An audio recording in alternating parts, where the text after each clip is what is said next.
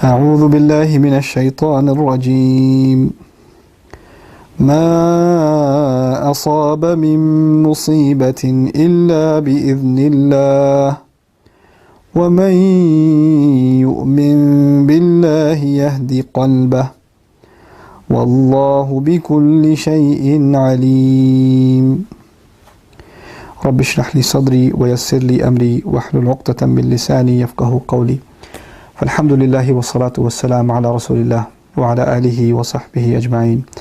Assalamu alaikum, Quran Weekly. We are now on the 28th juz, and very difficult juz to pick an ayah from, but I've picked an ayah from Surah Taghaabun, an ayah that I still remember when my teacher Dr. Abdul Sami taught. I sat there crying.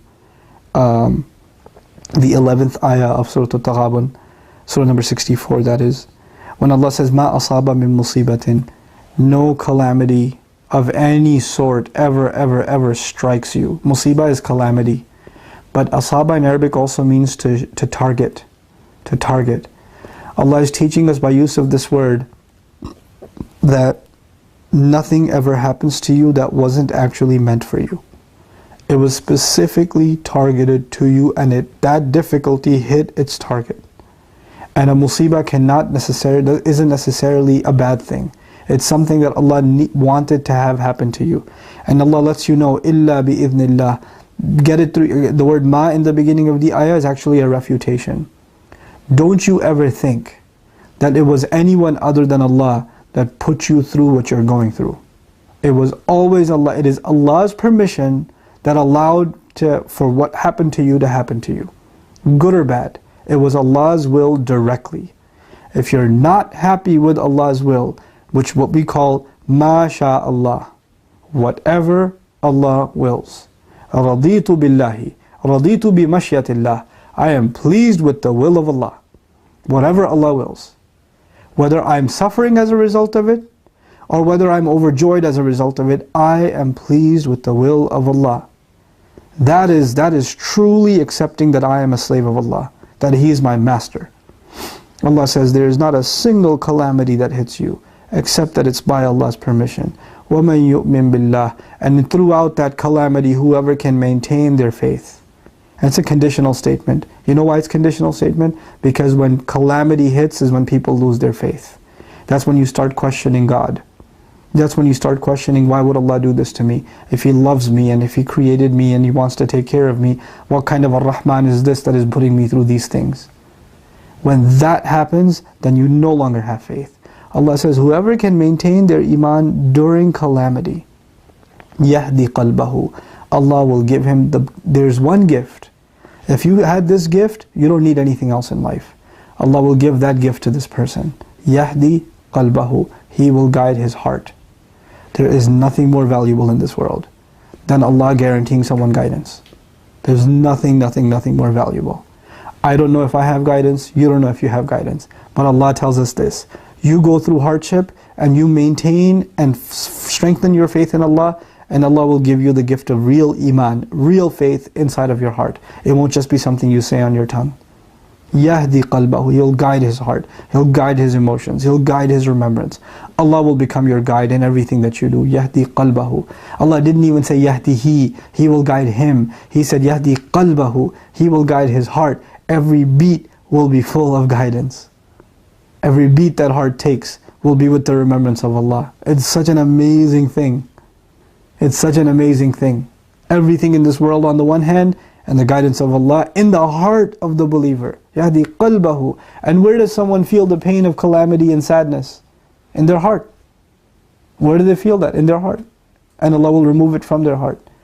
My teacher used to tell us the story of this woman, this married couple, who had only one child, and they had a child late in life. And on the day of his graduation, the child's graduating from high school, he had a motorcycle. On the way home, he got into an accident and died. 18-year-old kid, like in Pakistan somewhere, As a young kid, and he died. Just like that. And this kid is their life. It's their joy, it's their pride. And it's the day he graduated. The news comes that he's gone. And they just go into serious depression. And then the father eventually comes to the wife after a few weeks, and he tells her, Allah gave us a toy. And He let us play with it for 18 years. And it was His, it wasn't ours. And He took back what was His. And instead of being grateful that He had us enjoy our lives for 18 years, we're being like this. We should be grateful. This is real calamity and maintaining your faith. That's maintaining your faith. Because when calamity hits, you start feeling like, Allah owes me something. Like, Allah owes me health. Allah owes me my children. Allah owes me my wife. Allah owes me my happiness. Allah owes me my job. Allah owes you nothing. You owe Allah everything. I don't own these fingers. I don't own this face. I don't own a single tooth. I don't own them. These are Allah's gifts. And He can take them as He pleases. And when He does, it is a reminder that it's not yours. That it's not mine. When He takes anything. And when the people who don't really believe that Allah owns everything, they're the ones who lose their faith and say, it was mine, why did He take it? Why did He take it? This will enter your heart. When this faith enters your heart, then you will understand the ayat, Allah owns everything in the skies and the earth. It's so easy to say, right? So easy to say Allah owns everything in the skies and the earth. What does that mean practically for you and me? That means I own nothing. I don't even own myself. You know the thing we say to each other as I close? The thing we say to each other when we die? Inna lillahi wa inna ilayhi raji'un. We belong to Allah. To Him we are returned. If my entire being belongs to Allah, how is it that any part of me or any gift I have in life can belong to me if I don't even own myself? This is the realization of Iman. This surah, Surah Taghaabun, is the surah of the fruits of Iman. What is it? What are the things that a person internalizes when they really, really, really have Iman in Allah, real faith in Allah? This is what this surah is about. And this is why this is one of my favorite ayat of this surah. وَمَنْ يُؤْمِن بِاللَّهِ يَهْدِي قَلْبَهُ. I pray that Allah guides all of our hearts, and I conclude with the conclusion of the ayah, وَاللَّهُ بِكُلِّ شَيْءٍ عَلِيمٌ. And Allah fully knows everything that goes on. Allah knows what you're going through. It's not like He doesn't know. He's the one who created that situation. He's the one that's testing you with it. May Allah Azza wa Jal give you strength through your difficult times, and may Allah give you the ability to maintain and strengthen your Iman in the middle of those insanely difficult trials, so that you get the gift that nobody else in the world has like you do, and that is the gift of guidance into your hearts. Barakallahu li wa lakum. Assalamu alaikum wa rahmatullahi wa barakatuh.